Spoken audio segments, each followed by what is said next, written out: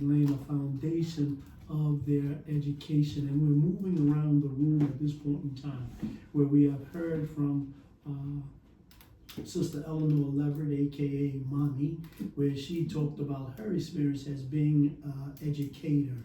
I think sometimes I like to use that word educator because I called an individual by Jane Elliott, and we was having a conversation, and I didn't use the word teacher.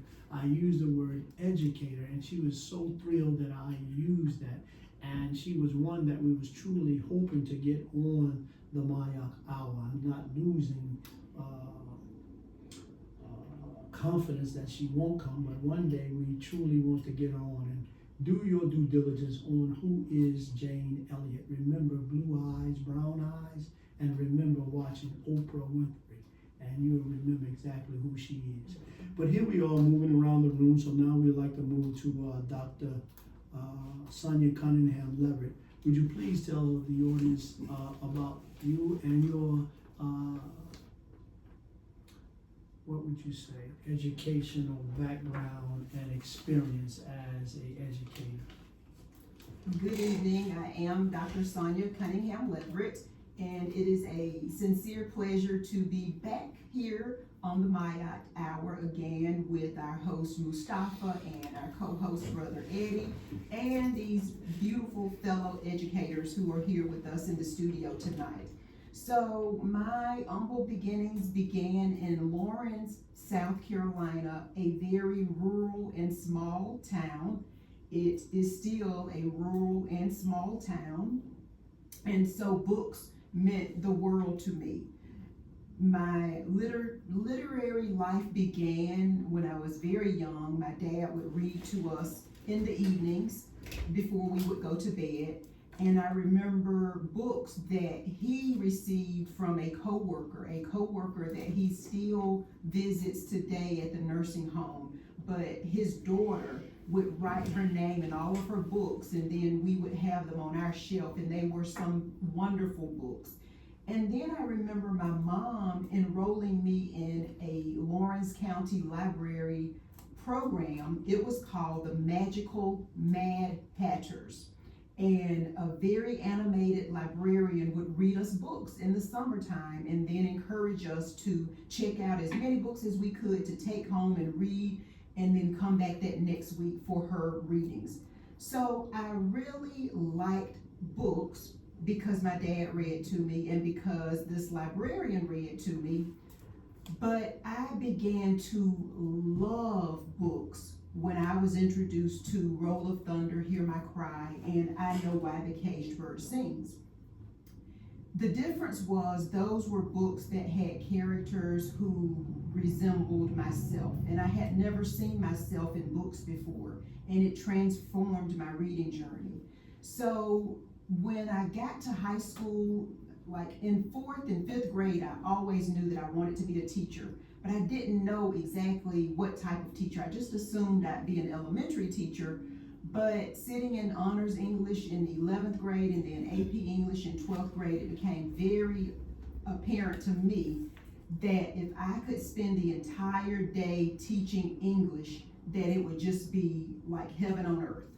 And so that's exactly what I did. I graduated from Clemson University with a Bachelor in Education, Secondary English, and I started teaching. Immediately, I enrolled in Clemson again to get my master's in the very same degree. And when I went to my mailbox and saw that there was a check in the mailbox for me, I was just in awe because I was having so much fun. Going back to my high school, my alma mater, to teach 3 years after I originally graduated, there just didn't even seem like there was a break. Of course, I went to Clemson, got my education, but I was having so much fun being back in high school again. And mind you, that was a place that I had originally said, when I leave this place, I'll never come back. So be careful about what you say, about what you will do and what you won't do, because you don't know. And I was blessed to be able to go back. I was able to stay at home with my parents those 2 years and save up money and just let those checks kind of accumulate in the bank, because as much as I wanted to pay rent and help with bills, they would not allow me, but that really helped me when it was time for me to get out and get my own place. But again, I truly love literature, and I was very happy in the classroom for all of the 11 years that I taught English there. I also taught adjunct for some colleges, but I became absorbed in sometimes the social issues that surrounded students in the classroom and the school itself, and I felt that I could make a greater impact on the school and children by becoming an administrator. So I was a school administrator for 3 years before I moved to the district level, and I spent the majority of my career as an administrator prior to my retirement.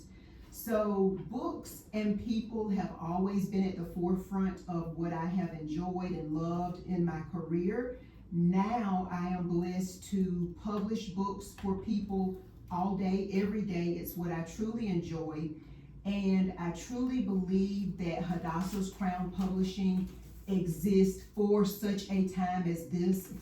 As quickly as we're able to publish books and get them on the shelf, someone somewhere is snatching books off the shelf and casting them aside.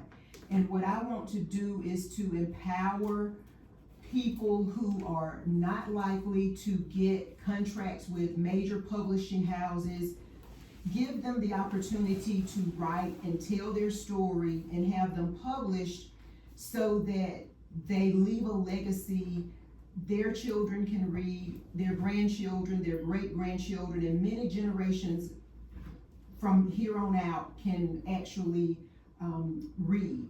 And so when we talk about censorship, it is in the publishing industry just as it is with the school bookshelf. It's your literature doesn't matter. You don't have anything to say. First of all, you're not intelligent enough, and this is not something that people want to read because y'all don't read, is what I hear too often still.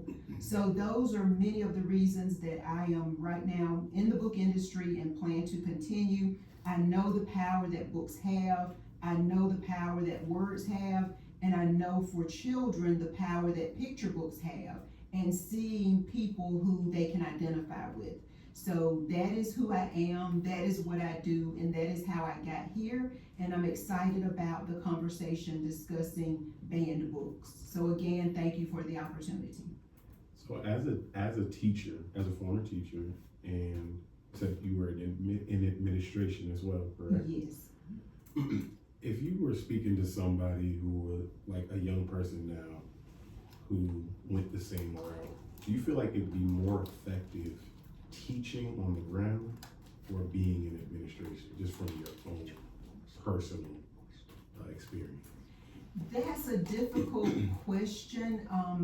You have a better opportunity of truly connecting with the children in the classroom.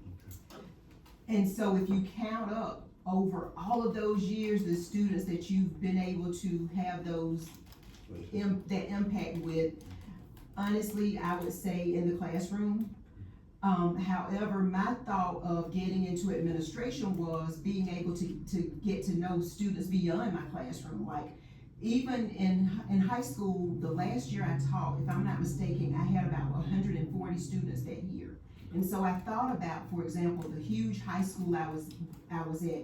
At that time, there were about 2,300 students there, if I'm not mistaken. And I said, having the opportunity to interact with and to impact all of these students, that seems like a great thing. Plus having the opportunity to give input when it came to discipline, fairness, equity, parent involvement, all of those issues that I saw that needed some help. I was really ready to jump to the moon as far as my abilities and what I thought I would be able to impact or influence. And so I came up short at the school level, came up short at the district level, because like I said, my vision was so high, I just thought I could do all of these things and just straighten out all of these policies and all of these problems and help so much.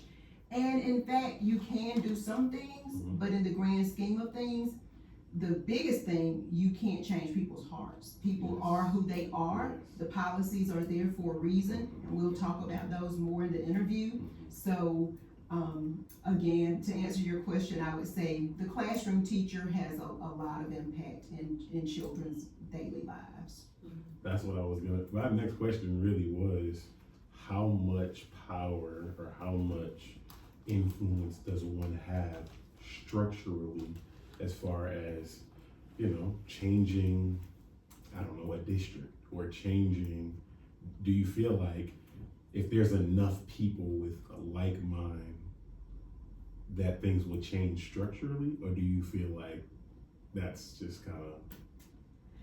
I won't ever say never, and I won't ever say that things aren't possible, but I do know in the situations I was in, I felt a lot of times that I was somewhat at the table in the fight by myself. There weren't enough like-minded people in the boardroom or on the board, and too often we didn't have enough people coming to the board meetings, enough parent involvement, enough community involvement with people on the same page fighting for the same things.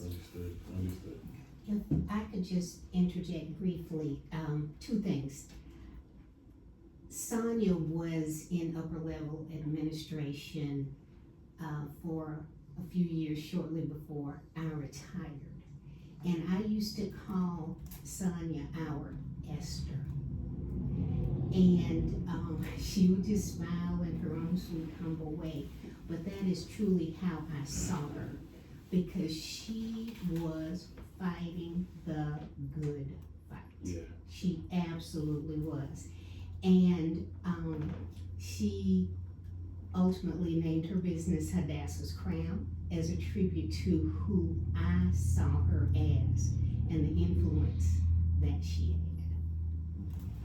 Thank you, I appreciate that. That was truly my heart and my efforts, but again, it's lonely at the top, and often, you only have a window to really express yourself and to really try to make some changes. At some point, it's like, when I was at South Carolina State University, that's one of the things that I was taught. You will stand up for our children, and you will, do the right thing. But we need you to know that you may stand the chance of being fired. And so when I started smelling the smoke coming my way, thank God, God always sent me a ship so I could go somewhere else and start over again. Welcome back to the Mark Hour, your host Mustafa, the most powerful hour on radio, where we have one of the best co-hosts in the nation, Brother Eddie. And we're having a wonderful time here tonight sharing with the three lovely sisters, and we're talking about education, and we're setting the foundation, where we first heard from Sister Eleanor Leverette, where she talked about her experience in the school system there in Georgia, and how she talked about that comfort zone, leaving the African school and integrating. And now we moved on to Dr. Sonia Leverette, where she sets the foundation and of her father. We saw the foundation there with Sister Eleanor through her mother. Now we see through Dr. Sonia, we see the father. And the point that I'm making here at the Mayak Hour, remember that we are always trying to balance things out. And the Bible is my rule and guide for my faith and practice throughout life. So as I listen to the sister, I think about a good foundation. And a good foundation, we see back in Proverbs 22:6. Guide them early. Start children off on the way they should go. And even when they are old, they will not turn from it. So we see how important it is to set the foundation. Also, we can see there in the book of Joshua, looking at chapter 4, verses 21 through 22, where it talks about when your children ask their fathers in times to come, what do these stones mean? Then you shall let your children know. So this is an important thing here of setting a good foundation. I always want to lean back on Malcolm, and we're definitely going to talk about this as we go. One thing that I want the audience to understand, that the public school system is the public school system. The public school system is designed to do just what it is doing. It is never broke. It is never doing something out of context. It is doing what it has been designed. So if you're truly looking for your children, now listen closely now, for your children to really succeed and move forward, you need to find like minds like yourself, or either homeschooling. Now, if you can't afford the homeschooling, if you can't find those like minds in that private school, make sure that you always go out to the PTA. Make sure you go out to the school board meetings. Make sure you are an intricate part in your child's life. That is the most important thing. But now as we moving on, now we're moving over to Sister Joy Murray, where she would tell us a little bit about herself. No pressure. Absolutely. Thank you for having me here. I'm super honored and humbled to be with these incredible women who are so powerful. Just hearing their story has been just inspirational and just fills my cup. So I'm from Massachusetts, born in Boston, raised in Brockton, which is a small town next door. And I just remember always wanting to be a teacher when I was younger. Just always wanted to be one. Would just be in my room, just passing out papers to my stuffed animals, making attendance and checking off lists, reading books with them, and I always also just had a love for books and for reading. I don't quite remember, like, when I started reading, I just know it was always a thing. And much like Mama Leverette, I would just be up at night reading books and damaging my eyes and ended up having to wear glasses, trying to read in the dark with flashlights. But yeah, I just always remember just growing up having a love for books, for learning, for reading, for writing. But when I was probably around maybe 10 or 11, I told my parents I wanted to be a teacher, and their response was, no. Why would you do that?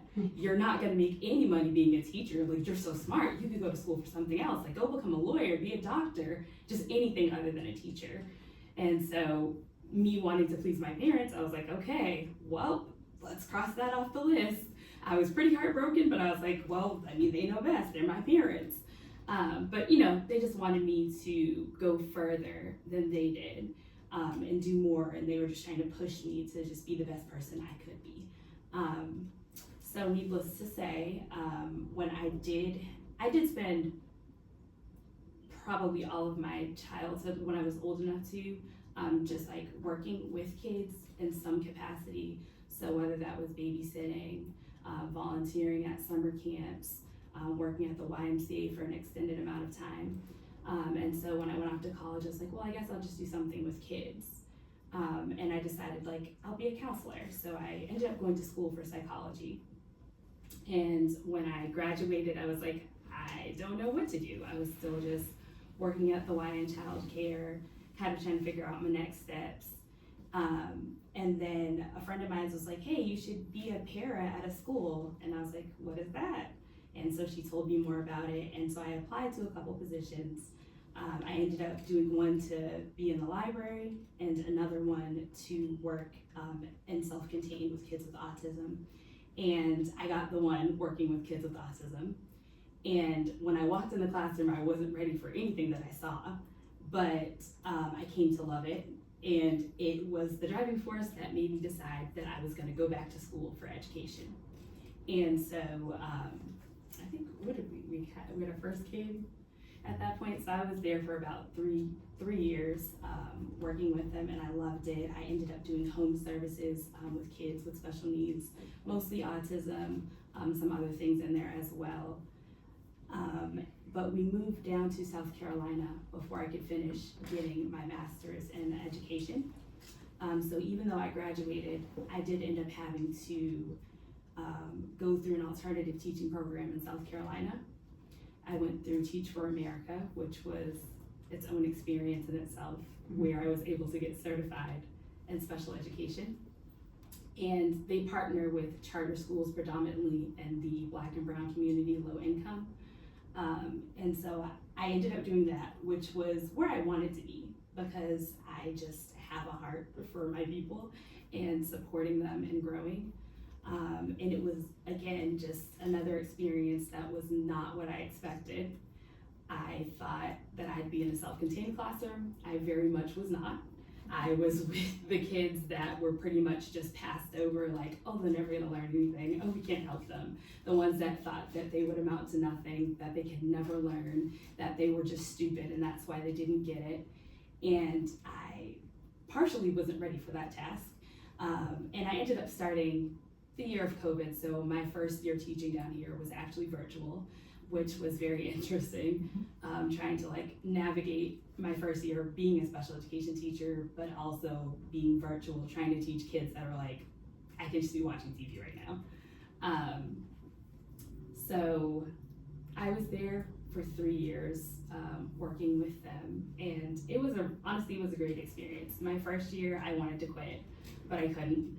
I am typically an avoider or a runner when things don't go like the way that I have created in my head. But I'm glad I stuck it out because it really did teach me perseverance, and I was really able to support those kids. I got to be with my same kids for the 3 years I was there.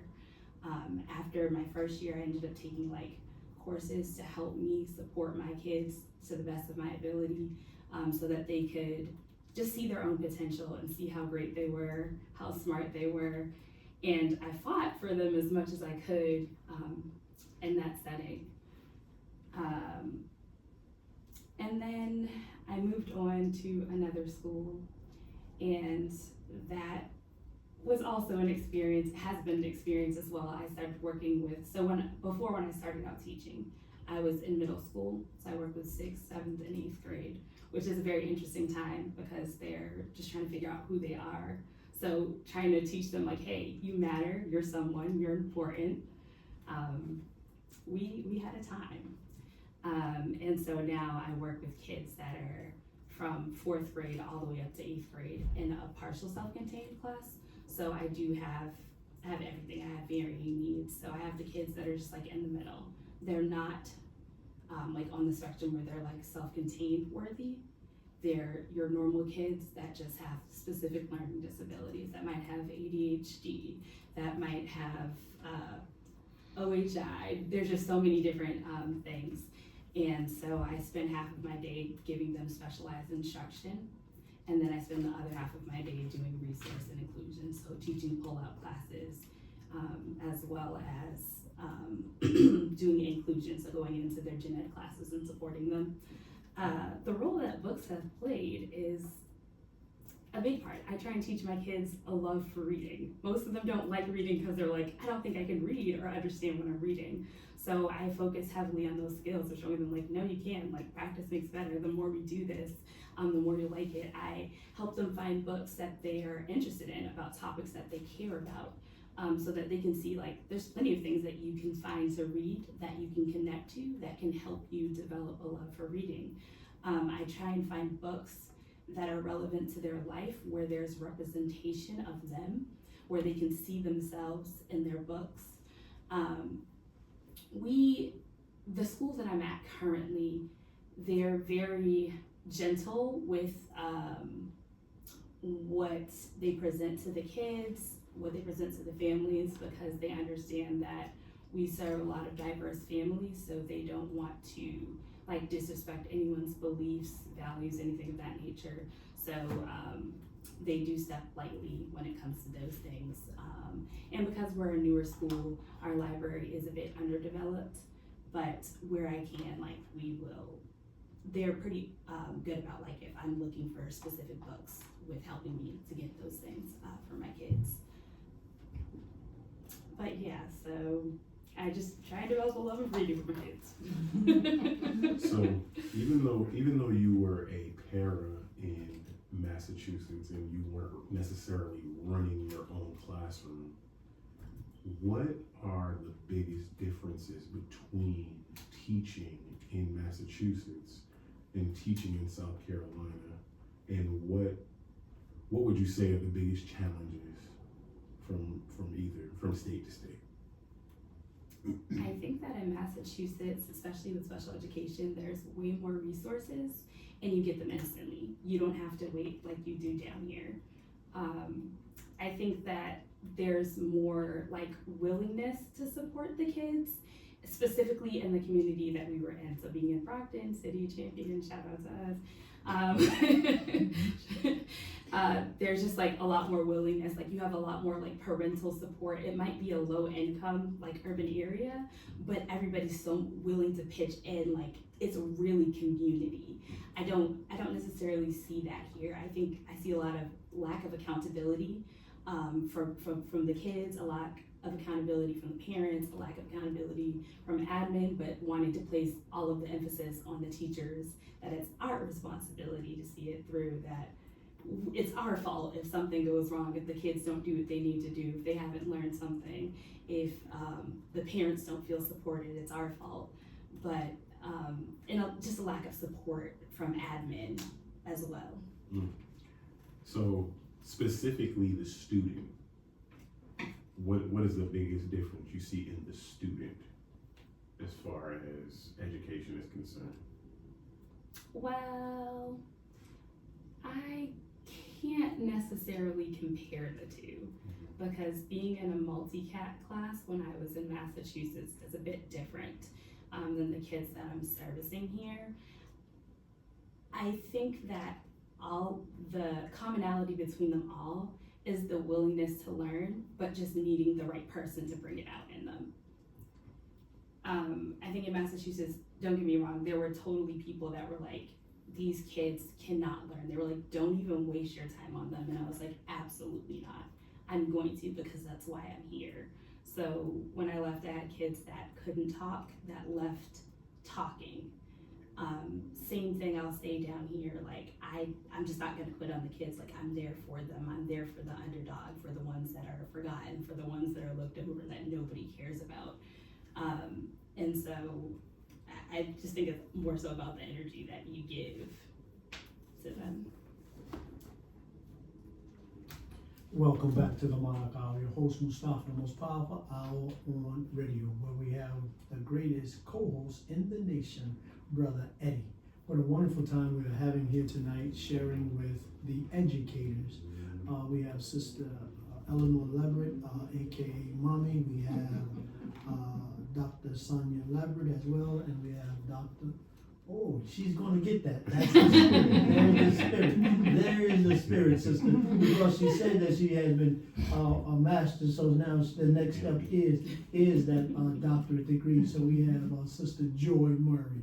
What a wonderful time we're having. As I always like to comment on each of the sisters' announcement or their interview is this here. The commonality that I see between the three sisters is love of children, love of books, love of education, and that foundation of parents, because she talked about, Sister Joy talked about her parents as well. And what really caught my eye again was when she says, Mother Leverette, and there is that Spirit of God, and there are the two spirits, as the book says, that the spirit shall try the spirit. It is never the individual that you have a problem with. It is truly the spirit that you have that problem with. But here it is on the commonality of those two spirits meeting together for the very first time, and there is joy. Ah, there is joy. My. Well, Joy, you really brought the spirit with you tonight. The other thing that I want to talk about is when she was talking about, and I led that same question to Sister Eleanor, when we was talking about that integration, and we was finding a way that the children would still, and administrator would find a way to segregate the individuals, and I heard it through her voice. Now, she didn't say that, but that's how I interpreted that sometimes children are placed in the so-called special needs because maybe they are acting out. It's not so much of their lack of intelligence or their lack of understanding. It's just that they feel as though that they're acting out. They have no time for them, so place them over here. In other words, let's put them on this island. But one thing that I want, this is the question that I would like to present to Sister Joyce this year. Give us just a little more information on you obtaining this teacher certificate through Teach for America. Teach for America, and I think in my mind I'm using like the PACE program. It wasn't like the regular, I don't use the word certificate, the route. And because maybe one day somebody out here right now may be an engineer, and they thinking in their mind, I really want to be a teacher. So when they retire, how would this process look to them? Oh, for sure. I actually was going to do the PACE program, but they don't help you in the same way that Teach for America does throughout the process. So Teach for America, basically you apply for the program online. They are like partnered with AmeriCorps, so if you do end up in TFA, like they will give you money towards like any loans that you accrued and things of that nature. But basically you apply with whatever your credentials are, and they see where it can transfer over into like the schooling system. So it doesn't matter what you went to school for, science, chemistry, I don't know, it could be physical education, and they're gonna find a way to like, it could be exercise and health science, they'll find a way to put that in. They'll place you to the closest thing that they can within the school system. I just had a background in psychology and was interested in special education, so they were like ready to place me in that, though I could have just done elementary education. So after you apply, it's a 3-year program, so you get your initial certification. So based on whatever field they approve you for, you do have to take your praxis exam to go with that. You do some training with them over the course of the summer. They kind of like get you in, it's more like tutoring, but just to kind of get your feet wet before you go into the classroom. They try and kind of prep you the best they can with tools for like how you would create lesson plans and things of that nature. So then they kind of put you in there for your first year. If you're willing to keep going, you'll do a second year at that same school of placement. You do have to interview just like a regular job, just to make sure that you are the right fit, but they do like set you up with specific schools. And then if you would like to get your professional licensure, then you'll take some more exams, and you'll do a 3rd year. But along the way, like there is a cohort that you're a part of. You have a person that like is with you every step of the way that tells you what to do. You have a bunch of trainings in between. So it is a commitment. Your first year, you are like, in the evening time, you're there on calls like all day. You're going to see people, like you have to report some of your classes. They're coming in to observe you, but it's good because they support you through it. They do a lot of like, I feel like everybody should have to do this. They do a lot of trainings to help you see yourself, what things might hinder you when you go in the classroom, what things might trigger you, what biases do you have that you're not aware of that you might displace on the kids when you are actually in that setting, and they kind of help you work through them as well. So I feel like all teachers should have to do that, because you see so much of teachers that haven't dealt with things on the inside that they're like putting off on the kids, and now you're ruining their school experience. But it's a really great program. They're super supportive and awesome, and best of all, it is free, and they do like offer a stipend. I mean, the commitment is your time, but if you want to be in education, it is worth it. So my is not, time is still there for those who may be in one of those corporate world occupations. If they can come now and to be a great teacher, Brother Eddie. Yeah, it's calling Brother Eddie.